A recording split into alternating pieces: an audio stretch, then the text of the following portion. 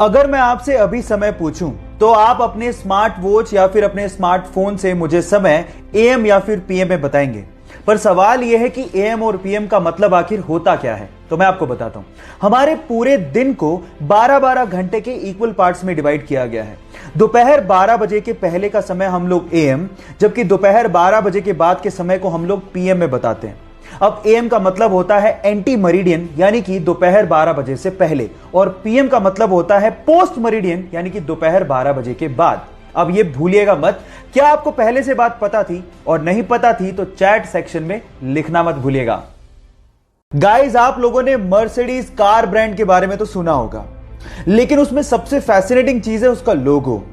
लेकिन मेरा सवाल यह है कि उस लोगो में जो 3 लाइनें होती हैं वो किसको रिप्रेजेंट करती हैं? क्या उसका कोई मतलब होता है? मैं आपको बताता हूं। उस लोगो में वो 3 लाइनें लैंड, वाटर और एयर इसको रिप्रेजेंट करती हैं, मतलब धरती, पानी और हवा।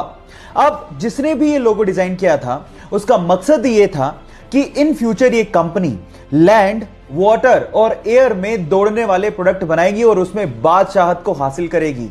है ना ये फैसिनेटिंग? क्या इसके पहले तक ये फैक्ट आपको पता था? और नहीं पता था तो चैट सेक्शन में लिखना मत भूलिएगा। हमारी अर्थ का एकमात्र नेचुरल सैटेलाइट यानी कि प्राकृतिक उपग्रह है चंद्रमा। अब उसके बारे में एक इंटरेस्टिंग फैक्ट बताता हूं।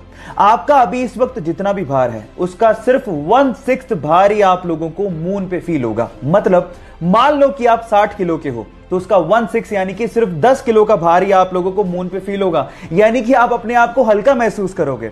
और यह होता है ग्रेविटेशन की कमी की वजह से। और अगर मान लो आपको अपना भार कम करना है तो जिम जाने की बजाय आप चंद्रमा पे चले जाओ, वो ज्यादा अच्छा है। Just kidding. ये आपको पता था या नहीं पता था? चैट सेक्शन में लिखना मत भूलिएगा। गाइस, ये तो आपको पता ही है कि प्लेन्स बहुत ज्यादा भारी होते हैं।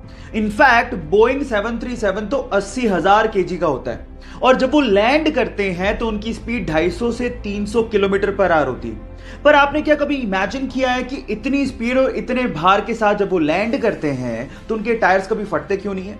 मैं आपको बताता हूं।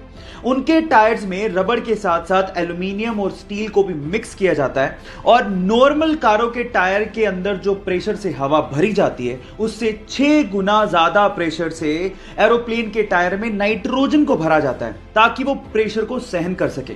क्या आपको इससे पहले तक ये फैक्ट पता था? नहीं पता था तो चैट सेक्शन में लिखना मत भूलिएगा, और हमारे यूट्यूब चैनल को सब्सक्राइब करना मत भूलिएगा। लिंक बायो में गिवन है। गोल्ड यानी कि सोना रईसी की पहचान मानी जाती है, लेकिन सवाल यह है कि अर्थ की क्रस्ट में तो बहुत सारे मेटल मिलते हैं, फिर गोल्ड को ही इतनी तवज्जो क्यों दी जाती है? मैं आपको बताता हूं। गोल्ड एक ऐसा मेटल है जिसपे कभी जंग लगती ही नहीं है। एक्चुअली जब भी कोई मेटल ऑक्सीजन और मॉइस्चर के कांटेक्ट में आता है तो उस पर जंग लगनी शुरू हो जाती है, जैसे कि लोहे का ब्राउन हो जाना, चांदी का काली हो जाना, कॉपर का ग्रीन हो जाना। ये सब कोरोजन यानी कि जंग लगने की वजह से ही होता है। लेकिन गोल्ड एक अनरिएक्टिव मेटल है जो ऑक्सीजन और मॉइस्चर के साथ रिएक्ट करता ही नहीं है। इसीलिए अर्थ की क्रस्ट से जब सोने को निकाला जाता है तो उसे प्रोसेस करने तक की जरूरत नहीं पड़ती, क्योंकि वो प्योर फॉर्म में ही पाया जाता है। क्या इसके पहले तक गोल्ड की एक खासियत आप लोगों को पता थी? और अगर नहीं पता थी तो चैट सेक्शन में लिखना मत भूलिएगा। एक मोटरसाइकिल सवार रेलवे क्रॉसिंग के दौरान रेलवे के फाटक को देख ही नहीं पाता, और वो सीधे जाके रेलवे फाटक से टकराता है और सीधे रेल की पटरियों पे गिर जाता है। वो इतनी बुरी तरह से घायल हो जाता है कि उससे खड़ा भी नहीं हो जा रहा था, और सामने से ट्रेन आ रही थी। यह देखकर पास में खड़ा एक युवक भागता हुआ आता है और उसे रेल की पटरियों से खींचता है, और उसकी बाइक को रेल की पटरियों से खींचता है और उसकी जान बचाता है। अगर आखिरी समय पर वो बहादुर लड़का नहीं आता तो शायद आज वो बंदा जिंदा ही नहीं होता। सो गाइस, उस बहादुर लड़के की बहादुरी के लिए एक लाइक तो बनता है। आज अगर हमें जरा सी भी चोट लग जाए तो हम लोग तुरंत बैंडेड का इस्तेमाल कर लेते हैं ताकि खून को बहने से रोका जा सके। लेकिन क्या आपको पता है कि बैंडेड के इन्वेंशन से पहले यह काम कैसे होता था? मैं आपको बताता हूं। पुराने जमाने में खून के थक्के को जमाने के लिए या फिर खून के बहाव को रोकने के लिए मकड़ी के जाले का इस्तेमाल होता था। जी हां गाइस, क्योंकि मकड़ी के जाले में विटामिन के होता है तो वो खून के थक्के को जमाने में मदद करती है। क्या आपको इसके पहले से यह फैक्ट पता था? और अगर नहीं पता था तो चैट सेक्शन में लिखना मत भूलिएगा।